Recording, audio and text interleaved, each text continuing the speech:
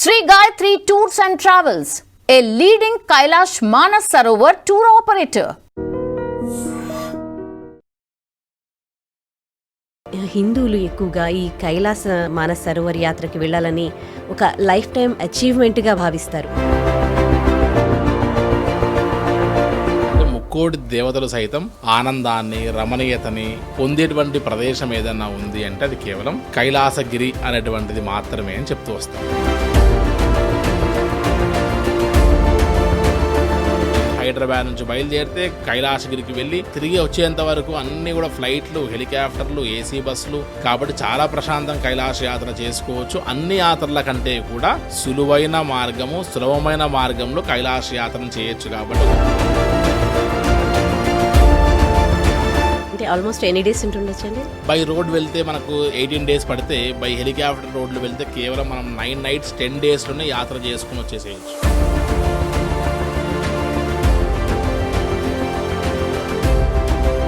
ఇక్కడ ఏసీ రూమ్లో కూర్చొని కైలాష్ యాత్రలో మనం ఆపరేట్ చేద్దాంలే, అక్కడ ఎవరికో ఏజెంట్కి అప్పచెప్పి అక్కడ నుంచి నేపాల్ చైనా వాడికి అప్పచెప్తే వాళ్ళు వచ్చేస్తారులే అనుకున్నటువంటి వ్యవహారం గాయత్రి టూర్స్ అండ్ ట్రావెల్స్ చేయదు. ట్రావెల్ ఆపరేటర్గా, యాజ్ ఏ కంపెనీ ఓనర్గా నేను ఫీల్డ్ మీద ఉన్నటువంటి ఒక వాతావరణం జరుగుతుంది. కాబట్టి మనం ఇచ్చేటువంటి ఒక భరోసా, ఆ ధైర్యమే వారిని కైలాష్ యాత్రకి ముందుకు తీసుకెళ్తాం.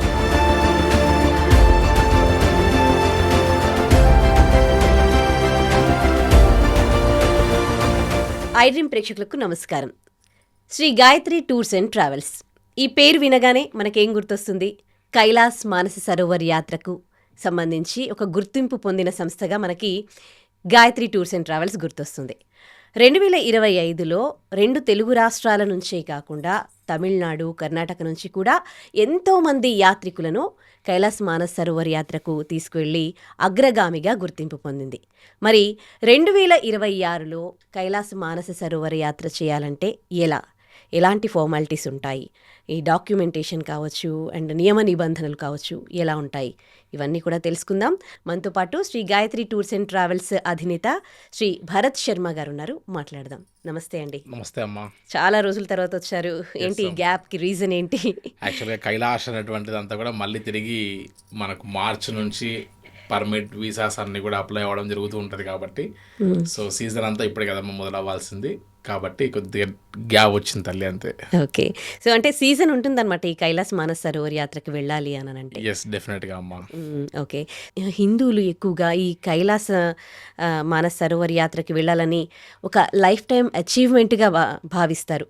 ఏదేమైనా వాళ్ళ లైఫ్లో అంటే చివరి రోజు వరకు ఒక్కసారైనా కానీ కైలాసానికి వెళ్ళాలి, చూడాలి అని. ఒక విధంగా ఈ కైలాసం గురించి కొన్ని చూస్తే ఏమనిపిస్తుంది అంటే అక్కడ గుడి ఉండదు, గోపురం ఉండదు.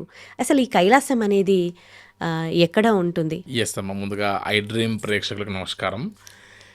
మనకు కైలాస శిఖరే రమ్యే శంకరస్య శివాలయే దేవతాస్తత్ర మోదంతి తన్మే మనశివ సంకల్పమస్తు అని మహాన్యాసంలో మనకు ఒక చిన్నపాటి శ్లోకం వస్తుందమ్మ. అంటే ముక్కోటి దేవతలు సైతం ఆనందాన్ని, రమణీయతని పొందేటువంటి ప్రదేశం ఏదన్నా ఉంది అంటే అది కేవలం మన భూలోకంలో, మన భూమిపైన ఉన్నటువంటి యొక్క కైలాసగిరి అనేటువంటిది మాత్రమే అని చెప్తూ వస్తారు. అయితే ఒకసారి మనం గమనిస్తే మన పురాణ ఇతిహాసాలు, మన యొక్క పురాణ గాథలను చూస్తే వశిష్ఠుల వారు, పంచపాండవులు, అదేవిధంగా మన బుద్ధుడి యొక్క జన్మ కారణమైనటువంటి యొక్క మానస సరోవర జలము, మాయాదేవి బుద్ధుడి యొక్క తల్లి అక్కడ పవిత్ర పుణ్యస్నానం ఆచరించే గౌతమ బుద్ధుడిని జన్మించింది, జన్మకు కారణమైంది అని చెప్తూ బౌద్ధ పురాణం కూడా చెప్తూ వస్తుంది. సో ఇట్లా ఎన్ని చూసినా మన యొక్క మహాన్యాసాల్లో, శివమహాపురాణంలో కైలాసగిరి యొక్క ప్రస్థానం గురించి చెప్పడం లాంటివి, వర్ణించడం లాంటివి జరుగుతూ వస్తుంది.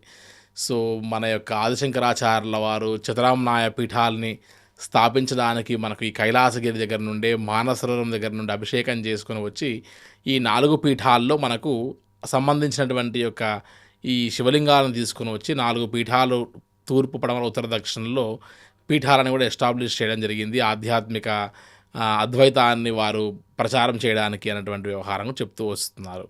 సో మన యొక్క సజీవ దేహంతో మనం బ్రహ్మలోకాన్ని కానీ విష్ణులోకాన్ని కానీ చూడలేం.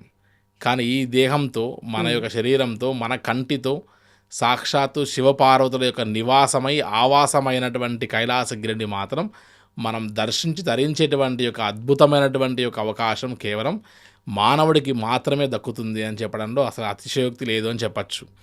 అండ్ మీరు ఇందాక అన్నట్టుగా గుడి, గోపురము, అర్చన, అభిషేకము ఏమీ లేనటువంటి ఒక ప్రదేశానికి వెళ్తున్నాం మనం.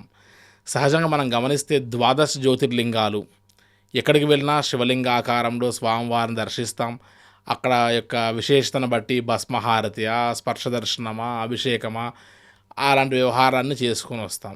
ఇటువంటి ఆలయాల్లో ఉన్నటువంటి యొక్క విగ్రహాలు కేవలం మన యొక్క మానవుడి యొక్క నిగ్రహం కొరకు తప్ప, ఇవన్నీ మెట్టు ఎక్కిన తర్వాత హయ్యెస్ట్ లెవెల్ ఆఫ్ డివోషన్ చేరుకున్న తర్వాత ఈ రారాజు లాంటి యాత్ర, కైలాస యాత్రకి వెళ్ళకంటే ముందే రాజు లాంటి చిన్న చిన్న యాత్రలన్నీ అయిపోగొడుతూ వెళ్తూ వస్తాం మనం. సో ఈ కైలాసానికి వెళ్ళిన తర్వాత ప్రకృతిలోనే, పంచభూతాత్మికమైనటువంటి యొక్క ప్రకృతిలోనే మనం కైలాసగిరిలో శివుణ్ణి, పార్వతిని దర్శిస్తాం. ఒకసారి గమనిస్తే ఒక స్నో క్యాప్డ్ మౌంటైన్గా దర్శనం ఇచ్చేటువంటి కైలాసగిరి మాత్రమే మంచుతో కప్పబడి ఉంటుంది ఏ కాలంలో చూసినా సరే. మరి పక్కన ఉన్నటువంటి యొక్క కొండల పైన ఎక్కడా మంచు కూడా కనపడదు. భస్మంతో అలంకరించి స్వామివారు భస్మ సింహాసనం మీద కూర్చోబెట్టినట్టుగా స్వామివారి యొక్క ముఖ కళాయికలతో పాటు పరిక్రమ చేసే సమయంలో వింత విచిత్రమైనటువంటి యొక్క దృశ్యాలన్నీ కూడా మనకు దర్శనం ఇచ్చేటువంటి యొక్క తరుణం కనబడుతూ ఉంటుంది. కాబట్టి గుడి, గోపురం లేకపోయినా సాక్షాత్తు శివపార్వతులనే దర్శించాం, తరించాం అనేటువంటి అనుభూతితో తిరిగి వచ్చేటువంటి ఒక యాత్ర కేవలం కైలాస యాత్ర మాత్రమే. కాబట్టి శివపార్వతుల్ని సాక్షాత్తు మన కంటితోనే చూసి దర్శించుకొని తరించుకొని వచ్చేటప్పుడు ఇంక ఈ గుడి, గోపురంతో సంబంధం ఏముందమ్మా? కాబట్టి అది అతీతమైన యాత్ర, నెక్స్ట్ లెవెల్ యాత్ర. ఈ కైలాస యాత్ర కంటే మించినటువంటి ఒక life time achievement and life time dream ఇంతకు మించి ఇంకేమీ ఉండదు అనేటువంటి యొక్క ఫీల్ అయ్యేటువంటి ఒక యాత్ర. ఎంతో వ్యయ ప్రయాసలతో కూడుకున్నప్పటికైనా సరే రూపాయి ఖర్చు కూడబెట్టుకొని చివరికి లక్షల కోట్ల రూపాయల సంపద ఉన్న వారు కూడా ఇదే నా లైఫ్ టైం డ్రీమ్ అనేటువంటి ఒక యాత్రగా భావించేటువంటి అద్భుతమైనటువంటి ఒక యాత్రలో కైలాస యాత్ర అనేటువంటిది ఒక అగ్రస్థానం లాంటి యాత్ర అని చెప్పచ్చమ్మ మనం. మరి ఏ సీజన్లో వెళ్తే బెటర్ అంటారు? సహజంగా మనకు ఈ యొక్క కైలాస యాత్ర అనేటువంటిది మే నుండి మొదలు పెడితే మంచు అంతగా బాగా కరిగిపోయి టిబెటియన్ ఏరియాలో ఉన్నటువంటి ఆ యొక్క ఏరియా మనం ట్రావెల్ చేయవలసి వస్తుంది. కాబట్టి మంచు బాగా కరిగి మనకు యాత్రకు అనుకూలంగా ఉండి ఈవెన్ కైలాసగిరి చుట్టూ మనం పరిక్రమ చేయడం అనేటువంటిది మెయిన్ టాస్క్. కైలాస యాత్రనే అద్భుతమైన ఫీల్ ఇస్తే కైలాసగిరి చుట్టూ మనం చేసేటువంటి యొక్క 3 రోజుల పరిక్రమ అరుణాచలంలో ఎట్లయితే మనం పరిక్రమ చేస్తామో అదేవిధంగా కైలాసగిరి చుట్టూ చేసేటువంటి యొక్క పరిక్రమ మనకు అద్భుతమైనటువంటి యొక్క అనుభూతిని ప్రసాదిస్తుందమ్మా. కాబట్టి ఆ యొక్క పరిక్రమలో మంచంతా కూడా కరిగేటువంటి యొక్క సమయం ఏప్రిల్ ఎండ్లో అలా కరిగితే మే నుండి మనం ఈ యొక్క యాత్రను ప్రారంభించి May, June, July, August, September, October end వరకు కూడా ఈ కైలాస యాత్రకి చాలా అనుకూలమైనటువంటి సమయము అని చెప్పచ్చు. సహజంగా అందరికీ జూలై ఎండింగ్, ఆగస్ట్ మంత్స్లో వర్షాకాలం కాబట్టి వర్షం పడుతుంది కదా అని భావిస్తారు. కానీ అటువంటి వర్షం పడేటువంటి సమయంలో కూడా మనం మేఘాలన్నీ కూడా దాటిపోతాం. నేపాల్ దాటిన తర్వాత టిబెట్ ల్యాండ్లోకి వెళ్ళేటప్పుడు. సో మేఘాలు దాటిన తర్వాత వర్షపాతం అంతా పడేటువంటిది కిందనే ఉన్నప్పుడు పైన కేవలం తేలికగా ఉన్నటువంటి మేఘాలు ఉన్నప్పుడు డ్విజ్లింగ్ మాత్రమే జరుగుతుంది. ఎట్లా అయితే మనం వాషింగ్ మిషన్స్లో మనం బట్టలు వేసిన తర్వాత మనం ఆరేసేటప్పుడు ఫోల్డ్స్ అన్ని వెళ్ళిపోవాలని చెప్పి దులుపుతామో ఆ తుంపర్లాగా మాత్రమే వర్షం పడుతుంది. అందులో ఆక్సిజన్ కంటెంట్ ఉంటుంది మనకు. కాబట్టి ఇంకా బ్రీతింగ్ సమస్యలు ఉన్న వాళ్ళకి హై ఆల్టిట్యూడ్లో ఉన్న యాత్ర కాబట్టి అసలు చెప్పాలి అని అంటే అన్ని మాసాలు కూడా సరైనటువంటి యొక్క కాలమే అని చెప్పచ్చు, మే టు అక్టోబర్ వరకు. సో ఈ యొక్క సీజన్లో మనం ఖచ్చితంగా కైలాస యాత్రని సంకల్పించి దర్శించి ధరించేటువంటి యొక్క అవకాశం ఉంటుందమ్మా. మీరు అన్నట్లు అంటే న్యూస్లో కూడా చాలా చూస్తూ ఉంటాం, పేపర్లో వింటూ ఉంటాం, ఇట్లా కొన్ని రిస్ట్రిక్షన్స్, నియమ నిబంధనలు ఉంటాయి ఏజ్కి సంబంధించి, అలాగే హెల్త్ ఇష్యూస్ ఉన్న వాళ్ళని కూడా అక్కడికి పంపించడానికి. సో ఏంటి ఆ నియమ నిబంధనలు? ఏజ్ లిమిట్ కూడా ఉంటుందా? ఎస్ అమ్మా. యాక్చువల్గా కైలాష్ మానసరోవర్ యాత్ర అనేటువంటిది హై ఆల్టిట్యూడ్కి వెళ్ళేటువంటి యాత్ర. సీ లెవెల్ కంటే ఆల్మోస్ట్ 5850 మీటర్స్ హైకి వెళ్ళిపోతాం మనం. సో స్లోగా గ్రాడ్యువల్గా ఒక ప్లేస్ నుంచి ఇంకో ప్లేస్కి మన బాడీని అక్లమటైజ్ చేస్తూ క్లైమేట్కి అడ్జస్ట్ చేస్తూ వెళ్ళేటువంటి ఒక యాత్రగా చెప్పేటువంటి యాత్ర ఈ కైలాస యాత్ర. సో ఈ యొక్క పరిస్థితులు మనం బాగా గమనిస్తే కనీసం మన బాడీ మెటబాలిజంలో ఏదైనా జరుగుతుంటే మనం ఎక్స్ప్రెస్ చేసే విధంగా ఉండాలి కాబట్టి అట్లీస్ట్ 13 ఇయర్స్ నుంచి ఉన్న వారైతే కాస్త వాళ్ళకి ఏదైనా మెటబాలిజం చేంజ్ అవుతున్నా, giddiness, vomiting sensation, breathing problem ఏమైనా అవుతూ ఉంటే ఎక్స్ప్రెస్ చేసే విధంగా ఉండాలి కాబట్టి 13 ఇయర్స్ అనేటువంటిది ఒక స్టార్టింగ్ లిమిట్ అని పెట్టున్నారు. సో ఇక్కడ నుంచి మొదలు పెడితే గత 2025 వరకు కేవలం 70 ఇయర్స్ ఉన్న వారిని మాత్రం అలౌ చేసేవారు, ఇండియన్ పాస్పోర్ట్ హోల్డర్స్ని మరీ ముఖ్యంగా. కానీ 70+ ఉన్నా కూడా కొన్ని రూల్స్ అండ్ రెగ్యులేషన్స్ని మనం ఫాలో అవుతూ మనం తీసుకున్నటువంటి ఒక జాగ్రత్తల వల్ల కొన్ని డాక్యుమెంటేషన్ ప్రాసెస్ మనం జాగ్రత్తగా ఇచ్చేసుకొని ఒక అసిస్టెంట్, అంటే మనతో పాటు ఫ్యామిలీ అసిస్టెంట్గా ఎవరైనా ఒకరు వస్తే 70+ ఉన్న వారికి కూడా breathing problems, lung infections, asthma ఇటువంటి సమస్యలు లేకుండా ఉన్నవారు ఎవరైనా ట్రావెల్ చేయొచ్చు. హై ఆల్టిట్యూడ్కి వెళ్తున్నప్పుడు ఆక్సిజన్ కొరత ఉన్న ప్రదేశానికి వెళ్తున్నాం కాబట్టి రెస్పిరేటరీ ప్రాబ్లము, ఆస్తమా, లంగ్ ఇన్ఫెక్షన్సే క్యాలిక్యులేషన్లోకి వస్తాయి తప్ప BP, sugar, stents, pacemakers ఇవన్నీ ఏమీ లెక్కలోకి రావు. కాబట్టి చాలా ఈజీగా ఈ యాత్ర మిగతా వారందరూ చేయొచ్చు. అయితే ఇదంతా కూడా 2 కాళ్ళు లేకుండా కూడా కైలాస యాత్ర చేసేటువంటి వారు ఉన్నారు. ఎందుకంటే కైలాస యాత్రకు వెళ్ళడానికి ఇవాళ రేపు అన్ని ఫ్లైట్స్, హెలికాప్టర్స్ అన్నీ అయిపోయినాయి, ఎక్కడ కూడా పెద్దగా స్ట్రెయిన్ అయ్యి వెళ్ళే పరిస్థితి లేదు.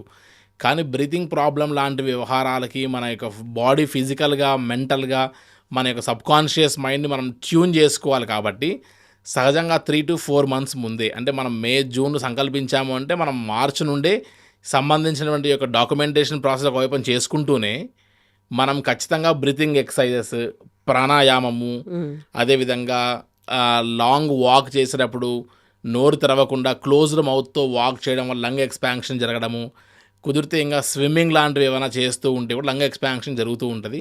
కాబట్టి మన బాడీని ఫిజికల్గా, మెంటల్గా మనం ఫిట్ చేసుకుంటూ, అలవాటు చేసుకుంటూ ఈ యొక్క కైలాస యాత్రకి మనం ప్రిపేర్ అవ్వాల్సి వస్తుందమ్మా ముందుగానే.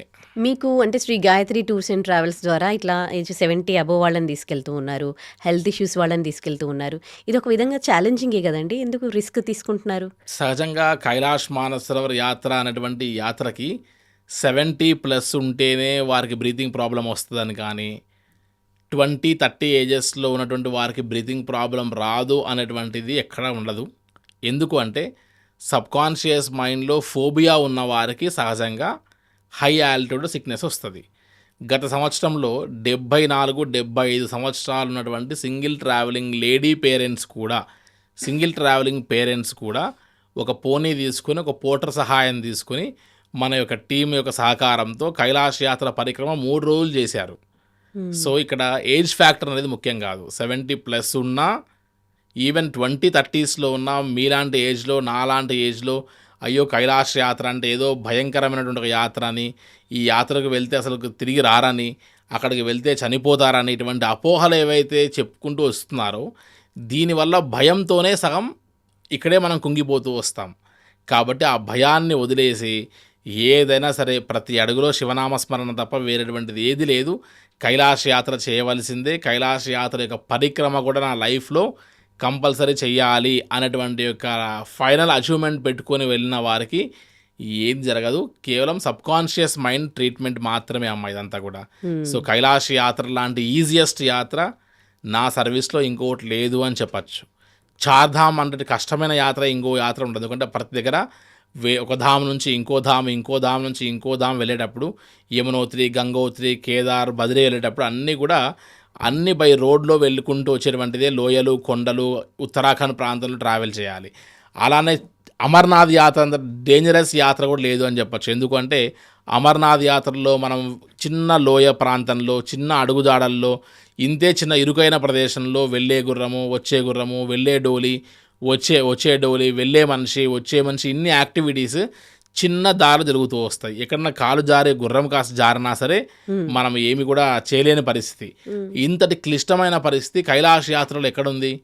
ఎక్కడా లేదు. హైదరాబాద్ నుంచి బయలుదేరితే కైలాసగిరికి వెళ్ళి తిరిగి వచ్చేంత వరకు అన్నీ కూడా ఫ్లైట్లు, హెలికాప్టర్లు, ఏసీ బస్సులు, మహా అంటే రోజుకు 1-2 గంటల సేపు జర్నీ తప్ప హెలికాప్టర్ రూట్లో పెద్దగా వెళ్ళేటువంటి దాఖలాలు కూడా లేవు.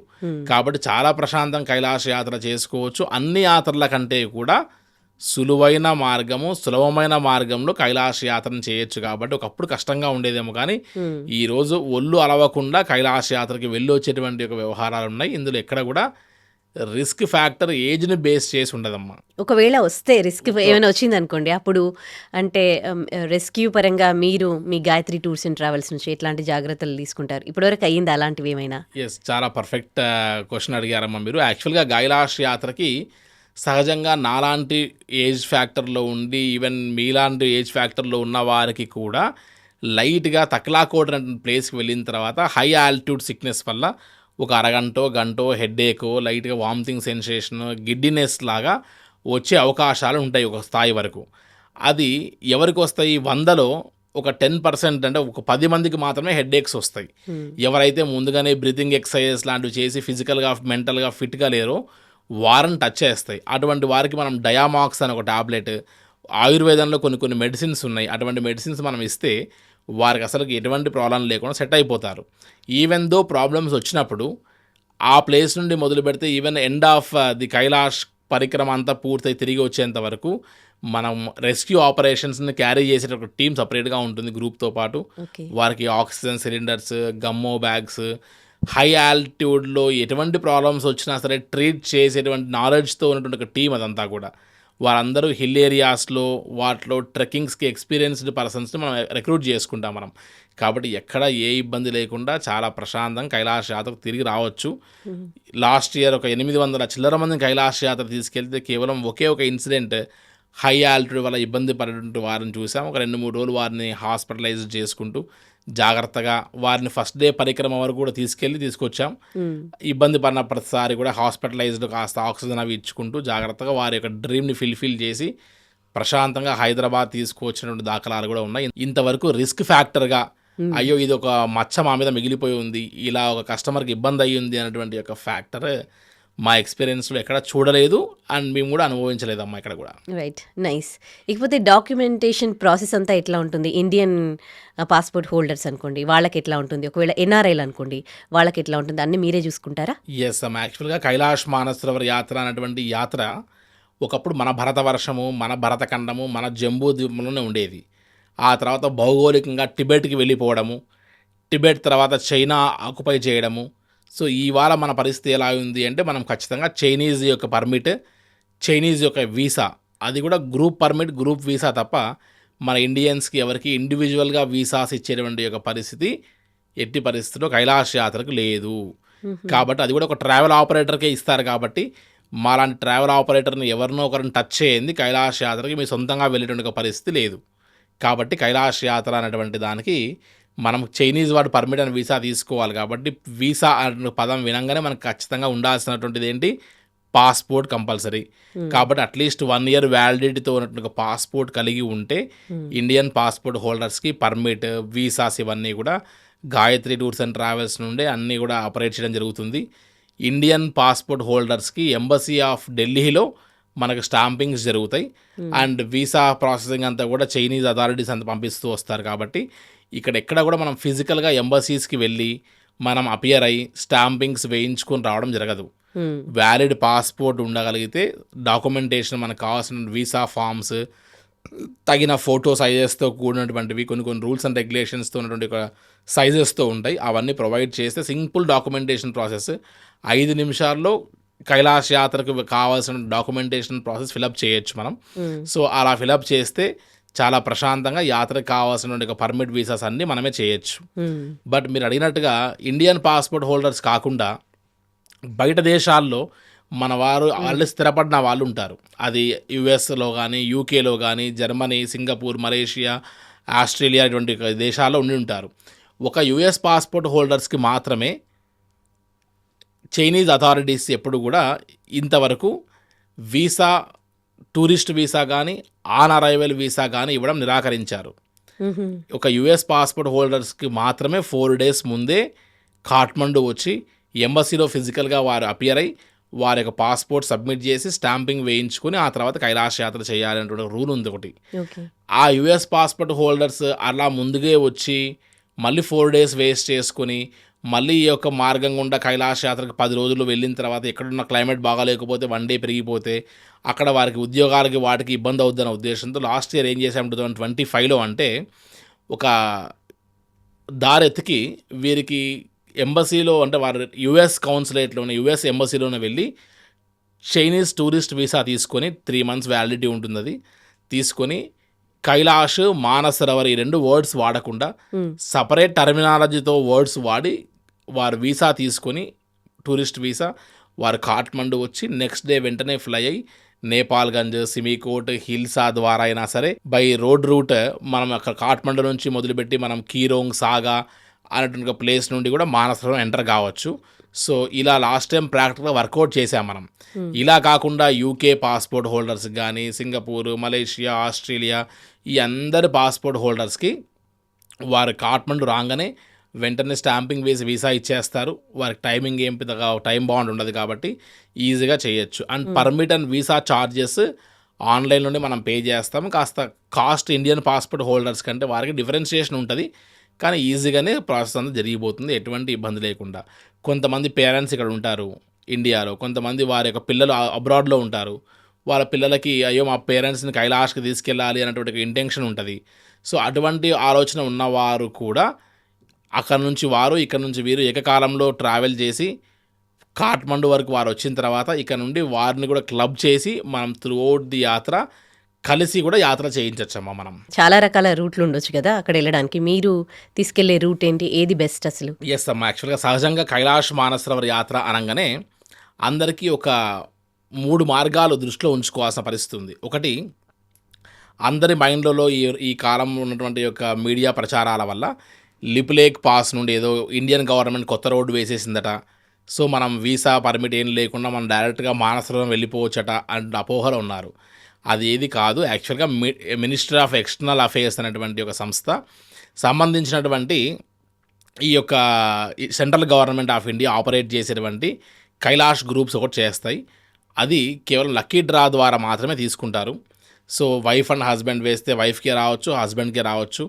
వచ్చిన వారు మాత్రమే మెడికల్ టెస్ట్స్ అన్ని కూడా చేయించి వారిని ఢిల్లీ రమ్మని చెప్తారు. ఒక 5 ప్లేసెస్లో డిఫరెంట్ ప్లేసెస్లో వారికి మళ్ళీ మెడికల్ చెకప్స్ ఉంటాయి. అక్కడ ఫిట్గా ఉంటేనే కైలాష్కి వెళ్తారు. కాకపోతే కట్టిన డబ్బా అంతా కూడా వదిలేసి మళ్ళీ వారి యొక్క హోమ్ టౌన్స్కి వచ్చేసేయాల్సిందే. ఇది పెద్దగా వర్కౌట్ అయ్యేటువంటిది కాదు. అది కూడా త్రూఅవుట్ ఇండియాలో ఒక 300 నుంచి 400 మంది వరకు మాత్రమే అవకాశం ఇస్తారు. ఇది పక్కకు పెడితే సెకండ్ థింగ్ ఏంటి అంటే, అదే మనం రోడ్డు మార్గం గుండా చూసుకుంటే హైదరాబాద్ నుండి మనం కాఠ్మండు ఫ్లై అయ్యి కాఠ్మండు నుండి ఒకరోజు లోకల్ సైట్ సీయింగ్స్ చూసుకొని అక్కడ నుండి మనం కీరోంగ్, న్యాలం, సాగా అనేటువంటి ఒక ప్లేస్ అనేది కూడా దాటుకుంటూ మనం మానసరోవరం, కైలాసగిరి అన్నీ కూడా తిరిగి పరిక్రమ కూడా చేసి తిరిగి మళ్ళీ మనం కాఠ్మండు రావడానికి సుమారుగా 14 రోజులు సమయం పట్టి ఈ యొక్క జర్నీలో నేపాల్లో ఉన్నటువంటి యొక్క ఘాట్ రోడ్స్లో ఆల్మోస్ట్ మనం రోజుకి 8 నుంచి 10 కిలోమీటర్ల వరకు మనం జర్నీ కొనసాగిస్తూ మన ఓపిక, మన శక్తి అంతా కూడా మనం జర్నీలోనే పూర్తి చేసుకుంటే కైలాసగిరికి వెళ్ళిన తర్వాత యమద్వార్ దగ్గర నుండి కైలాసగిరి దర్శనం చేసుకున్న తర్వాత మనం పరిక్రమ అనేటువంటి అసలైనటువంటి యొక్క టాస్క్ దగ్గర మనం ఫెయిల్ అయిపోయే అవకాశం ఉంటాం. కాబట్టి కైలాస యాత్ర అనేటువంటి యాత్రని ఎప్పుడైనా సరే రోడ్డు మార్గం గుండా వెళ్ళినటువంటి వారి యొక్క ఫీడ్బ్యాక్ అనుభూతి తీసుకుంటే ఎవరిని మీరు కైలాస యాత్రకు రోడ్ రూట్లో వెళ్ళకండి, మాలాగా మేము కైలాస యాత్రలో ఫెయిల్ అయిపోయాం పరిక్రమలో, సో అదేదో 20,000 30,000 తక్కువ అనుకొని వెళ్ళాము, కానీ మా యొక్క అనుభూతి మేము చాలా ఇబ్బంది పడ్డాము, చాలా టైం వేస్ట్ అయింది, 14-15 రోజులు అసలు మాకు చాలా ఇబ్బందికరంగా అనిపించింది అనేటువంటి ఒక ఫీడ్బ్యాక్ చెప్తారు. ఇలా కాకుండా ది బెస్ట్ షార్ట్ అండ్ స్వీట్గా కైలాష్ యాత్ర అంటేనే ఎస్ ఇంతటి ప్రశాంతంగా మనం వెళ్ళి అసలు వస్తామనుకోలేదు అనేటువంటి ఒక మార్గం బై హెలికాప్టర్ రూట్. దీంట్లో మనం హైదరాబాద్ నుంచి లక్నో ఫ్లై అవుతాం. లక్నో నుండి సేమ్ డే నేపాల్గంజ్ ఒక 4 hours బై డ్రైవ్ వెళ్తాం. అక్కడ నుండి నేపాల్గంజ్లో వాగేశ్వరి అమ్మవారి శక్తిపీఠం, నాలుకబడ్డ ప్రదేశం అమ్మవారి చూస్తాం. సో అక్కడ దర్శనం చేసుకుని నెక్స్ట్ డే 2 మనం సిమికోట్ ఫ్లై అవుతాం. 30 minutes ఫ్లై టైం చార్టర్డ్ ఫ్లైట్లో. ఆ తర్వాత అక్కడ నుండి సిమికోట్ నుండి హిల్సాకి హెలికాప్టర్లో 30 minutes ఫ్లై అవుతాం. జస్ట్ ఒక 200-300 మీటర్ల దూరం జస్ట్ అలా మనం బై వాక్ చేసి జాగ్రత్తగా చైనీస్ ఎంబసీ యొక్క ఫార్మాలిటీస్ పూర్తి చేసుకొని 1 hour డ్రైవ్లోనే మనం తక్లాకోట్ అనే ప్లేస్కి వెళ్ళిపోయి, అది హై ఆల్టిట్యూడ్ పాయింట్ కాబట్టి మంచిగా స్టార్ హోటల్స్లో 2 nights కంపల్సరీ మనం స్టే చేయాలి. ఆ 2 nights కంపల్సరీ మనం స్టే చేయకపోతే మానసరోవరం దగ్గరనో, పరిక్రమ దగ్గరనో, యమద్వార్ దగ్గరనో, ఖచ్చితంగా డార్చన్ దగ్గరనో డౌన్ అవుతాం మనం ఖచ్చితంగా. ఎంతటి వయసు వారైనా సరే, even though they are young, even though they are old, వారు ఫిజికల్గా ఫిట్గా ఉన్న, యోగాలు చేస్తున్నా, ఇంకోటి చేస్తున్నా, మన బాడీ చాలా ఫిట్గా గట్టిగా ఉందనుకున్నా కూడా తక్లాకోట్లో 2 నైట్స్ ఖచ్చితంగా స్టే చేయకపోతే అటువంటి వారు పైకి వెళ్ళిన తర్వాత అంటే మానసరోవర్ యమద్వార ఇటువైపు వెళ్ళిన తర్వాత క్లైమేట్కి అక్లమటైజ్ అవ్వడం కష్టం, అడ్జస్ట్ అవ్వడం కష్టం. కాబట్టి కంపల్సరీ 2 నైట్ హాల్స్ అక్కడ ఉండి మళ్ళీ అక్కడ నుండి మనం మానసరోవరం వెళ్తాం. ఒడ్డు వరకు బస్సు వెళ్తుంది. జాగ్రత్తగా నక్షత్రాలన్నీ కూడా బ్రాహ్మీ ముహూర్తంలో ఆ జ్యోతిస్వరూపంలో వచ్చి మానసరోవరంలో డిప్ అయి వెళ్తూ ఉండేటువంటి ఒక మూమెంట్స్ మనం గమనిస్తాం. సో చక్కగా అక్కడ పూజలు అభిషేకాలన్నీ చేసుకొని మానసరోవరం వాటర్ ప్యూరెస్ట్ వాటర్, ప్రపంచంలో అంతకంటే మించిన పాజిటివ్ ఎనర్జీ ఉన్న వాటర్ ఇంకోదో దొరకదు. కాబట్టి బ్రహ్మ మానస పుత్రిక, బ్రహ్మ మనస్సులోంచి ఉద్భవించినటువంటి ఒక అమ్మవారుగా చెప్తూ వస్తారు. ఇంతటి ఆ యొక్క మానసరోవరం దర్శనం పూర్తయిన తర్వాత మనం బస్సులో ఆ మానసరోవరం చుట్టూ ఒక పరిక్రమ చేయొచ్చు. ముక్కోటి దేవతల చుట్టూ మనం ప్రదక్షిణ చేసిన పుణ్య ఫలితంగా అక్కడ నుండి ఏంటంటే డార్చన్ వచ్చేసి అష్టపది అని ఒక ప్లేస్కి వెళ్తామమ్మ మనం. అంటే కైలాసగిరిని యమద్వారం నుంచి కింద నుంచి దర్శనం చేసుకోవడం కాకుండా ఒక హైట్ ప్రాంతం ఎక్కి కొండపైకి కైలాసగిరికి సమానమైన హైట్లో నుండి మనం కైలాసగిరిని దర్శిస్తాం మనం. సో ఒక పక్కన నంది పర్వతం, కైలాసగిరి, అష్టపది ఇవన్నీ చాలా బ్రహ్మాండంగా మనకు దర్శనం ఇస్తూ వస్తాయి. సో ఆ అష్టపది పాయింట్లో నుంచి మనం అష్టపది చూసేసుకొని మళ్ళీ డార్చన్లో స్టే చేసి నెక్స్ట్ డే మనం యమద్వార్కి వెళ్తాం. కైలాసగిరిని చాలా అద్భుతంగా దర్శనం చేసుకుంటాం. మన యొక్క బొందుతో కైలాసము అంటారు. ఈ సజీవ దేహాన్ని ఒకసారి ఆ యొక్క యమద్వారం నుండి ప్రవేశిస్తే తిరిగి పునర్జన్మ, రీబర్త్ అనేటువంటి ఒక మాట చెప్తారు. కాబట్టి అంత అద్భుతమైనటువంటి ఆ యొక్క ఫీల్ని మనం పొంది చివరికి అవకాశం ఉన్నవారేమో పరిక్రమ చేస్తారు. డే 1 14 కిలోమీటర్లు చాలా ఈజీగా చేయొచ్చు. డే 2 6 కిలోమీటర్స్ హైట్గా వెళ్ళాలి. మనం డాల్మాలా పాస్ అనే పాయింట్ వరకు మన గుర్రం తీసుకెళ్తుంది ఎట్లాగూ. అక్కడ నుండి గౌరీకుండ్ ప్రాంతం నుంచి దిగుతూ 6 కిలోమీటర్స్ మనం సెల్ఫ్గా దిగాలి. ఆ పాయింట్కి వచ్చిన తర్వాత ఇంకో 6 కిలోమీటర్స్ ప్లేన్ ల్యాండ్ ఉంటుంది. జుదుల్బుక్ అనే పాయింట్కి వచ్చేస్తాము. సెకండ్ డే పరిక్రమనే కొద్దిగా టఫ్ టాస్క్ కాబట్టి ఖచ్చితంగా పోనీ పోటర్ 2 తీసుకోకుండా మేము యూత్గా మేము చాలా గట్టిగా ఉన్నాం అనుకునేటువంటి ఆలోచనతో వెళ్ళినా సరే పరిక్రమ చేయడం అనేటువంటిది చాలా చాలా చాలా టఫ్ టాస్క్గా భావించవచ్చు. హై ఆల్టిట్యూడ్లో ప్లేన్ నడవడమే కష్టం. అటువంటిది హై ఆల్టిట్యూడ్లో హిల్ ఏరియా ట్రెక్ చేయడం అనేటువంటిది ఇంకా కష్టంగా భావించవచ్చు. కాబట్టి డే 3 పరిక్రమ అనేటువంటిది పెద్ద కష్టమే ఉండదు. చాలా ఈజీగా ప్రశాంతంగా తిరిగి రావచ్చు. ఒక 2 అవర్స్లోనే పూర్తయిపోతుంది. Almost 4 to 5 kilometres plane land. So వెంటనే ఎవరైతే పరిక్రమ చేయలేదో వారందరూ డార్చన్లో హోటల్స్లో వెయిట్ చేస్తుంటారు, స్టార్ హోటల్స్లో. వారిని పికప్ చేసుకుని అక్కడ నుండి వెంటనే మనం బయలుదేరి తక్లాకోట్ వచ్చేసి అందరూ డైరెక్ట్గా బయలుదేరి వెంటనే హిల్సా వచ్చేస్తారు. సో అక్కడికి ఈవినింగ్ టైం అయిపోతుంది కాబట్టి సేమ్ డే ఫ్లైట్స్ ఉండవు కాబట్టి ఆల్రెడీ పరిక్రమ చేసి అలసిపోయి ఉంటారు కాబట్టి తక్లాకోట్లో మనం 3 నైట్ హాల్ అంటే 3rd డే నైట్ హాల్ కూడా ఇచ్చేస్తాం. ప్రపంచంలో కైలాష్ యాత్రలో ఏ ఒక్క ట్రావెల్ ఆపరేటర్నా సరే 2 నైట్స్ తక్లాకోట్లో తప్ప 3rd నైట్ తక్లాకోట్లో స్టే చేసినటువంటి ఒక దాఖలాలు ఇంతవరకు ప్రపంచ చరిత్రలో ఉండవు అని చెప్పొచ్చమ్మా. ఎందుకంటే ఒక్క రోజు నైట్ హాల్ట్ పెరిగితే ఆబ్వియస్గా అక్కడ మళ్ళీ ఒక 10,000 రూపీస్ పెరుగుతాయి. మళ్ళీ 1 డే ఎక్స్ట్రాగా మనం పర్మిట్ వీసా ఛార్జెస్ కట్టాల్సి వస్తుంది. సో ఇవన్నీ టెక్నికల్ ఇష్యూస్ వల్ల ఎవరు అంతటి వాతావరణం పెంచుకోకుండా పని అయిపోయిందా వెంటనే తోసేద్దామనే ఆలోచనలో ఉంటారు. కానీ అక్కడికి వెళ్ళిన తర్వాత 3 డేస్ పరిక్రమ చేసి కాస్త రిలాక్స్ అవ్వాల్సిన పరిస్థితి ఉంటుంది. హిల్సాలోకి వెళ్ళి అక్కడ నుండి సిమీకోట్కి వెళ్ళిన కింద ప్లేసెస్లో హిల్ ఏరియాస్లో మనకు వేడి నీళ్ళతో స్నానం చేసే అవకాశం కానీ క్లైమేట్ అనుకూలించలేకపోవడం కానీ పెద్ద పెద్ద హోటల్స్ ఉండవు కాబట్టి ఇబ్బంది పడతారు. కాబట్టి తక్లాకోట్లో మనం స్టే చేసి ఆ తర్వాత నెక్స్ట్ డే బార్డర్ దాటించేసి ఫార్మాలిటీస్ బ్రేక్ఫాస్ట్ అయిన తర్వాత జాగ్రత్తగా హిల్సా నుంచి హెలికాప్టర్లో ఫ్లై అయ్యి సిమీకోట్, అక్కడ నుండి మధ్యాహ్నం వరకు నేపాల్ గంజ్ వచ్చేసి క్లైమేట్ అనుకూలిస్తే మనం సేమ్ డేనే సిమీకోట్ నుంచి నేపాల్ గంజ్, అక్కడ నుండి వెంటనే మనం లక్నోకి వచ్చేసి లక్నో నుండి హైదరాబాద్, బెంగళూరు, చెన్నై అలా మన హోమ్ టౌన్స్ కూడా వెళ్ళచ్చు. సో ఈ రోడ్ రూట్లో ఎక్కడా కూడా నడిచింది ఎక్కడ ఉంది, అంతా హెలికాప్టర్లు, ఫ్లైట్లు, బస్సు అన్నీ ఇవే హెలికాప్టర్సే. సో ఈజియెస్ట్ మార్గం మాలాంటి ట్రావెల్ ఆపరేటర్కి ఏమవుద్దంటే ప్రతి ప్లేస్లో మేము ఒక టీం పెట్టుకోవాలి. ప్రతి ప్లేస్లో మనము చాలా ఎక్సర్సైజ్ చేయాలి, మల్టిపుల్ కిచెన్స్ పెట్టుకోవాలి, మల్టిపుల్ మేనేజర్స్ని పెట్టుకోవాలి. కాబట్టి కైలాష్ యాత్ర హెలికాప్టర్ రూట్లు చేయడం అనేటువంటిది టఫ్ టాస్క్గా భావించవచ్చు. ఇలా కాకుండా బై రోడ్డు మార్గం గుండా వెళ్ళేటువంటి యాత్రలో కాఠ్మండూలో ఒక్కటి మా కిచెన్ స్టాఫ్ ఉండి ఒక 2 మేనేజర్స్ ఉంటే డైరెక్ట్గా కైలాష్ మొత్తం తీసుకొని రావచ్చు. సో ఏజెంట్కి బెనిఫిట్గా ఉన్నటువంటి యొక్క యాత్ర ఏదైనా ఉంది అంటే అది రోడ్డు మార్గం గుండా కైలాష్. కానీ కస్టమర్ హ్యాపీగా ఫీల్ అయ్యేటువంటి యాత్ర ఏదైనా ఉంది అంటే అది హెలికాప్టర్ గుండా వెళ్ళేటువంటి ఒక వాతావరణం. కాబట్టి హెలికాప్టర్ రూట్లో వెళ్ళి కైలాస యాత్ర వచ్చిన వారి యొక్క టెస్టిమోనియల్స్ చూడండి. Gayatri tours and travels YouTube ఛానల్లో ఉంటాయి. ఒక్కరంటే ఒక్కరు మేము స్ట్రెయిన్ అయ్యాము, మేము కైలాస యాత్ర కష్టపడ్డామని చెప్పరు. కానీ రూట్లో కైలాష్ వెళ్ళిన వారి యొక్క టెస్టిమోనియల్స్ చూస్తే ఎక్కడైనా సరే కైలాష్ యాత్రకి ఇంకొకసారి రూట్లో వెళ్ళకండి అని ఇంకో సజెస్ట్ చేస్తారు. కాబట్టి the best route Kailash Mansarovar యాత్రగా హెలికాప్టర్ రూట్లో వెళ్ళడమే ది సేఫెస్ట్ అండ్ ప్రశాంతమైన మార్గం అని చెప్పచ్చు. చాలామంది ఒక ఫాల్స్ ప్రాపగండా, రూట్లో వెళ్తేనే అక్లమటైజ్ అవుతారు, హెలికాప్టర్ రూట్లో వెళ్తే అక్లమటైజ్ అవ్వరు, వెంటనే షిఫ్టింగ్ జరుగుతుందని అంటారు. కానీ మనకు అక్లమటైజేషన్ పాయింట్ రూట్లో సాగా, అదే హెలికాప్టర్ రూట్ తక్లాకోట్, ఈ రెండు సమానమైన హైట్ ప్లేసెస్ ఇవన్నీ. సో ఇక్కడ 2 నైట్ హాల్స్ ఉంటున్నాం, ఇక్కడ 2 నైట్ హాల్స్ ఉంటాం. ఇక్కడ వెళ్ళేంత వరకు మనకు ఎటువంటి డిఫరెన్సియేషన్ ఉండదు. కానీ తక్లాకోట్ వెళ్ళాలంటే మనం 1 డేలో వెళ్ళిపోతున్నాము, అదే సాగా వెళ్ళాలంటే 4 డేస్ టైం పడుతుంది. సో అక్కడ ఎక్కడా కూడా డిఫరెన్సియేషన్ లేదు. కాబట్టి మిస్లీడ్ చేయబడి రూట్కి వెళ్ళి ఇబ్బంది పడి చివరికి అయ్యో మేము రూట్లో వచ్చి తప్పు చేశామని వారందరూ మమ్మల్ని మానసరోవర్ దగ్గర కలిసినప్పుడు యమద్వార దగ్గరనో పరిక్రమ దగ్గరనో డిస్కస్ చేస్తూ ఉంటారు వీళ్ళతో వాళ్ళతో. అటువంటివి లేకుండా ట్రావెల్ ఆపరేటర్తో పాటు రూట్ చూసింగ్ కూడా కైలాష్ యాత్రకి చాలా ఇంపార్టెంట్ విషయం అని చెప్పచ్చమ్మా. మనం అంటే ఆల్మోస్ట్ ఎన్ని డేస్ ఉంటుండొచ్చండి? బై రోడ్ వెళ్తే మనకు 18 డేస్ పడితే, బై హెలికాప్టర్ రోడ్లు వెళ్తే కేవలం మనం 9 నైట్స్ 10 డేస్లోనే యాత్ర చేసుకుని వచ్చేసేయచ్చు, ఇంక్లూడింగ్ పరిక్రమతో సహా అమ్మ. అయితే ఇంకో న్యూస్ ఏంటి అని అంటే ఈ గాయత్రి టూర్స్ అండ్ ట్రావెల్స్ ద్వారా కొంచెం ఖర్చు మాత్రం ఎక్కువే అని విన్నాము. ఎస్ అమ్మా, యాక్చువల్గా మీరు చాలా వ్యాలిడ్ క్వశ్చన్ అడిగారు మీరు. వాస్తవంగా ఇందాక చెప్పినట్టుగా హైదరాబాద్ మన ప్యాకేజ్ ఉంటుంది. సో హైదరాబాద్ నుండి మనకు ఫ్లైట్ టికెట్స్ ఎప్పుడు బుక్ చేస్తాం లక్నోకి, ఎప్పుడైతే పర్మిట్ వీసా స్టాంప్ అయిన తర్వాతనే మనం బుక్ చేస్తాం. ఈలోగా ఫ్లైట్స్, హెలికాప్టర్స్, అకామిడేషన్స్, పర్మిట్ వీసాలు అన్నింటికి అప్లై చేయించేస్తాం. సో 4 డేస్ ముందో, 5 డేస్ ముందో, 10 డేస్ ముందో మనకు వీసా పర్మిట్ వచ్చేసే అవకాశం ఉంటుంది.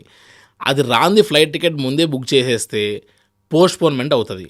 అప్పుడు లాస్ట్ మినిట్లో ఇప్పుడే ఆల్రెడీ ఫ్యూయల్ ఛార్జెస్ పెరగడం వల్ల 8,000 ఉన్న టికెట్ కాస్త 20,000 అయితే ఆ టైంలో 20,000 రూపాయల టికెట్ కాస్త 30,000 కూడా కావచ్చు. ఆ సమయం వచ్చినప్పుడు ఎట్లా ఉంటుంది? సో మళ్ళీ కమిట్మెంట్ ఫెయిల్యూర్ అవుతుంది. కాబట్టి రిటర్న్లో కూడా మనం క్లైమాటిక్ కండిషన్స్ అన్నీ ఓకే డన్, మనం ఇప్పుడు నేపాల్గంజ్ నుంచి లక్నో వెళ్ళొచ్చు, ఫ్లైట్ క్యాచ్ చేయొచ్చు అన్నటువంటి మూమెంట్ చూసుకొని సేమ్ డే మనం ఫ్లైట్ టికెట్ బుక్ చేసి చేస్తాం కస్టమర్కి. అటువంటి పరిస్థితులు ఉన్నప్పుడు మనం ఒకవేళ కైలాష్ యాత్రకు సంబంధించినటువంటి ఒక ముందే అయిపోతుంది అనుకుని మనం బుక్ చేస్తే లాస్ట్లో కస్టమర్ మీదనే ఆ బర్డన్ పడాల్సి వస్తుంది. మేము యాజ్ పర్ షెడ్యూల్ అనుకున్నాము, చైనా వాడు వీసా ఇవ్వలేదు, పర్మిట్ లేట్గా ఇచ్చారు, నన్ను ఏం చేయమంటారనే మాట వస్తుంది. అండ్ రెండవది ఏంటంటే ఈచ్ అండ్ ఎవ్రీ ప్లేస్లో చూస్ చేసుకుంటున్న హోటల్స్, ఆ ఏరియాలో ది బెస్ట్ ఏముంటే అందులోనే గాయత్రి టూర్స్ అండ్ ట్రావెల్స్ సంబంధించినటువంటి కస్టమర్ ఉంటారు తప్ప కాంప్రమైజ్ అయ్యి దానికంటే 3rd, 4th కేటగిరీ హోటల్స్లో ఉండరు. ఫుడ్ కానీ వారు వేసుకున్న జర్కిన్స్ కూడా ఆల్మోస్ట్ మనం ఇచ్చిన ఒక జర్కిన్ కాస్ట్ ఆల్మోస్ట్ ఒక 5,000 to 6,000 రూపీస్ అవుతుందమ్మా. అదే మిగతా అక్కడ ట్రావెల్ ఏజెంట్స్ అక్కడ నేపాల్కి తీసుకెళ్ళి అక్కడ వేరే వాళ్ళు యూజ్ చేసిన జర్కిన్స్ని ఉతకకుండా అట్లీస్ట్ వాష్ కూడా చేయకుండా వేసుకోమని చెప్పించి వాళ్ళకి స్కిన్ అలర్జీస్ లాంటివి వచ్చే ప్రయత్నం మనం చెయ్యం. షోల్డర్ బ్యాగ్స్ నుంచి మొదలు పెడితే డఫల్ బ్యాగ్స్, తర్వాత వారికి వేసుకుంటున్న gloves, monkey caps, special designed caps, wind cheater jackets, ఇవన్నీ ఒక 14 రకాల ఐటమ్స్ ఇస్తామమ్మా మనం. సో ఇవంతటికి ఛార్జ్ ఖచ్చితంగా అవుతుంది కదా. రెండోది ఈచ్ అండ్ ఎవ్రీ ప్లేస్ తక్లాకోట్లో ఇంతకుముందు చెప్పినట్టుగా 3 నైట్ హాల్స్ ఇస్తాం, అక్కడ 20,000 రూపాయలు పెరిగిపోయింది. సో గాయత్రి టూర్స్ అండ్ ట్రావెల్స్లో కైలాష్ యాత్ర పరిక్రమ చేసేటప్పుడు కూడా 3 డేస్ పరిక్రమ చేస్తారా వెల్ గుడ్, మధ్యలో ఏదైనా ఆటంకం వచ్చి బ్యాగ్ వచ్చినా సరే వారికి డార్చన్లో మనం హోటల్ స్టే ఇస్తాం. బట్ మిగతా ట్రావెల్ ఏజెంట్స్ అందరూ అక్కడ కూడా ఛార్జ్ చేస్తారు, ఎక్స్ట్రా ఛార్జ్ అని. సో ఇక్కడ ఎక్స్ట్రా, అక్కడ ఎక్స్ట్రా, ఇది ఇంక్లూడ్ అది ఎక్స్క్లూడ్ అని చెప్పి అన్నీ లెక్కేస్తే గాయత్రి టూర్స్ అండ్ ట్రావెల్స్ కంటే ఒక 20,000 రూపాయలు ఖచ్చితంగా ప్రతి ట్రావెల్ ఆపరేటర్ దగ్గర వెళ్ళి ట్రావెల్ చేసిన తర్వాత ఎక్కువైనటువంటి సందర్భాలు ఖచ్చితంగా ఉంటాయి అన్నది వాస్తవం. ఇవన్నీ కంపేర్ చేయకుండా కేవలం ఓన్లీ ఒక ఫిగర్ మాత్రమే చూసి ఆ లోపల ఏముందో తెలియకుండా బయట మాత్రమే మనం చూస్తే ఉపయోగం ఏముంది. సో డెప్త్కి వెళ్తే తెలుస్తుంది ఏమి ఇంక్లూడ్స్ అండ్ ఏమి ఎక్స్క్లూడ్స్ ఉన్నాయనేటువంటిది. కాబట్టి అన్నీ తిరిగి వచ్చిన తర్వాత మీరు ఇందాకన్నా మాట ఫోన్లో మేము ఏమైనా కస్టమర్తో మాట్లాడితే కైలాష్ యాత్ర మీ దగ్గర కాస్ట్ ఎక్కువ కట్ చేస్తారు, no issues sir thank you అని చెప్పి మళ్ళీ తిరిగి డేటా అంత డీటెయిల్స్ పంపించేసి వదిలేస్తాం. అన్నీ తిరిగి మళ్ళీ గాయత్రి టూర్స్ అండ్ ట్రావెల్స్నే బుక్ చేసుకుంటారు. కాబట్టి end of the day knowledge సంపాదించుకున్న తర్వాత మన దగ్గర ఉన్నటువంటి యొక్క స్టఫే మెయిన్ థింగ్, ఇదే పర్ఫెక్ట్ వాతావరణం అని భావించి కైలాస యాత్రకు రావడం అనేటువంటి జరుగుతుంది అని మా యొక్క ఎక్స్పీరియన్స్లో జరిగినటువంటి యొక్క అనుభూతి అమ్మ అది. ఓకే. ఫైనలీ ఎందుకు గాయత్రి టూర్స్ అండ్ ట్రావెల్స్ని చూస్ చేసుకోవాలి ఒకవేళ కైలాస్ మానస్ సరోవర్ యాత్ర చేయాలి అని అంటే ఏం చెప్తారు? ఎస్, యాక్చువల్గా ఒకసారి మీరు గూగుల్ రివ్యూస్కి వెళ్ళి గాయత్రి టూర్స్ అండ్ ట్రావెల్స్ అని కొడితే అందులో ఉన్నటువంటి ఒక ఫీడ్బ్యాక్ ఉంటుంది చూస్తారు. ఆ కైలాష్కి వెళ్ళి వచ్చిన వారు ఎందుకు గాయత్రిని మాత్రమే చూస్ చేసుకోవాలి అని కానీ, లేదంటే గాయత్రి టూర్స్ అండ్ ట్రావెల్స్లో కైలాష్కి వెళ్తే ఎట్లా ఉంటుంది అనేటువంటి ఒక అనుభూతులు వాళ్ళు చెప్పేటువంటివి ఒకసారి మనం చూసినప్పుడు తల్లి, ఇది కేవలం లైఫ్ టైం అచీవ్మెంట్ లాంటి యాత్ర, సింగిల్ పేరెంట్స్ వచ్చే యాత్ర, అట్లీస్ట్ ఫ్లైట్ హెలికాప్టర్ లాంటివి ఫస్ట్ టైం ఎక్కేటువంటి ఒక యాత్ర అయి ఉండొచ్చు. ఒక మదర్ అండ్ ఫాదర్ని పంపిస్తేనే వారికి బర్డన్గా ఫీల్ అయ్యేటువంటి ఒక పరిస్థితి అనిపించవచ్చు, పిల్లలు రాకపోవచ్చు. అలాంటప్పుడు అటువంటి పెద్దవాళ్ళు మనకు ఎయిర్పోర్ట్లో అప్పచెప్తే తిరిగి మన ఎయిర్పోర్ట్ వరకు తీసుకుని వచ్చేటువంటి ఒక రెస్పాన్సిబుల్ పర్సన్ని వాళ్ళు చూస్తారు. ఒకటి, ఇక్కడ ఏసీ రూమ్లో కూర్చొని కైలాష్ యాత్రలో మనం ఆపరేట్ చేద్దాంలే, అక్కడ ఎవరికో ఏజెంట్కి అప్పచెప్పి అక్కడ నుంచి నేపాల్ నుంచి చైనా వాడికి అప్పచెప్తే వాళ్ళు వచ్చేస్తారులే అనుకున్నటువంటి వ్యవహారం గాయత్రి టూర్స్ అండ్ ట్రావెల్స్ చేయదు. అండ్ మేనేజర్స్ మీదనో స్టాఫ్ మీదనో వదిలేసి యాత్ర సాగుతుందని అనుకున్నటువంటి వాతావరణం గాయత్రిలో ఉండదు. కాబట్టి రైట్ ఫ్రమ్ హైదరాబాద్ నుండి మొదలు పెడితే ఈచ్ అండ్ ఎవ్రీ పాయింట్స్లో బాధ్యత తీసుకున్నట్టు ఒక మన ఓన్ స్టాఫ్ని మనం పెడుతూ, ఓన్ కిచెన్ని పెడుతూ, రెస్క్యూ ఆపరేషన్స్ అన్నీ కూడా జాగ్రత్తగా ఉండేలాగా వారికి ఇచ్చేటువంటి ఫుడ్ అండ్ సబ్ కాన్షియస్ మైండ్లో ఎస్ మీరు పరిక్రమ కూడా చేయగలరు అని వారి వెంట ఉండి మనం పరిక్రమ ఎట్లా చేయించాలి అనేటువంటి తపనతో ఉండేటువంటి యాజ్ ఎ కంపెనీ ట్రావెల్ ఆపరేటర్గా, యాజ్ ఏ కంపెనీ ఓనర్గా నేను ఫీల్డ్ మీద ఉన్నటువంటి ఒక వాతావరణం జరుగుతుంది. కాబట్టి మనం ఇచ్చేటువంటి ఒక భరోసా, ఆ ధైర్యమే వారిని కైలాష్ యాత్రకి ముందుకు తీసుకెళ్తుందమ్మా. కాబట్టి కైలాష్ యాత్ర ఈజ్ నాట్ ఓన్లీ బిజినెస్ అమ్మ, అందులో అంతకు మించి నెక్స్ట్ లెవెల్ బ్లెస్సింగ్స్ ఉంటాయి. సో ఒకరిని కైలాష్ యాత్ర లైఫ్ టైం కైలాష్ యాత్రని ప్రశాంతంగా తీసుకొని వస్తే వారు మనల్ని ఓన్ చేసుకుంటారు ఫ్యామిలీ మెంబర్స్లో ఒకరిలాగా. సో అంతటి అద్భుతమైనటువంటి ఈ కైలాష్ యాత్ర లైఫ్ టైం అచీవ్మెంట్ లాంటి యాత్రను మనం ప్రశాంతంగా చేయిస్తే లైఫ్ లాంగ్ మనకు బ్లెస్సింగ్స్ దొరుకుతాయి. వారింట్లో ఏ ఫంక్షన్ ఉన్నా ఫస్ట్ ఇన్విటేషన్ మనకే వస్తుందమ్మా. ఇవాళ ఒక పెళ్ళి ఉంది, యాక్చువల్లీ నేను పెళ్ళికి వెళ్ళలేకపోయా, కస్టమర్ పెళ్ళి. సో అటువంటి ఇన్విటేషన్ లాంటి వ్యవహారాలు జరుగుతూ వస్తాయి. అదే మనం లోటుపాట్లు చేస్తే లైఫ్ లాంగ్ అయ్యో వాడితో వెళ్ళా, నన్ను చాలా ఇబ్బంది పడ్డా, నేను ఇంకొకసారి వెళ్తే బాగుండేమో అని ఇంకో ట్రావెల్ ఆపరేటర్ను వెతుక్కోవాల్సిన పరిస్థితి వస్తుంది. సో ఈ తప్పులు మనం చెయ్యము అన్నది నా యొక్క ప్రగాఢమైనటువంటి విశ్వాసం తల్లి. Right. Thank you so much అండి. ఈ కైలాస్ మానస్ సరోవర్ యాత్ర చేయాలనుకునే వాళ్ళకి ఒకవేళ గాయత్రి టూర్స్ అండ్ ట్రావెల్స్ ద్వారా వెళ్తే ఎలాంటి అనుభూతి ఉంటుంది అండ్ ఎంత బెటర్ ఇది అనేది తెలియజేశారు. Thank you so much. నమస్తే అమ్మా.